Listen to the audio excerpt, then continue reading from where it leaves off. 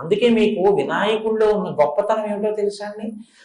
కర్మ ఫలితంగా మీరు ఏదైనా ఆపదలో ఉన్నారనుకోండి, వినాయకుడు కాళ్ళు పట్టుకుంటే ఆయన ఏం చేస్తాడంటే ఆ ఆపద రూపంలో మీ కష్టంలో వ్యగ్రత కల్పించి తీసేసి మీకు శాశ్వత ముఖాన్ని ఇచ్చేస్తాడు.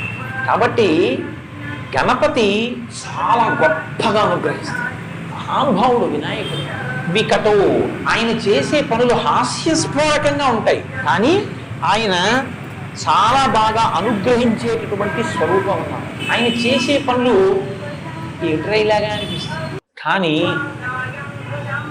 చాలా గమ్మత్తుగా ఉంటుంది ఆయన చేసేది. మేనమామ గారు శ్రీ మహావిష్ణువు ఒకసారి వినాయకుడు పుట్టినరోజు వచ్చింది. మేనమామని పిలిచారు. మేనమామ అప్పయ్య వెళ్ళాడు. లక్ష్మీదేవి ఏవో బహుమానాలు పట్టుకెళ్ళాడు మేనల్లుడు. అన్నీ అక్కడ పెట్టి ఒరే నాన్న నీకు తెచ్చాను అని చూపిస్తుంటే ఇవన్నీ ఇస్తుండడంలో సుదర్శన చక్రాన్ని పక్కన పెట్టుకున్నాడు ఆయన.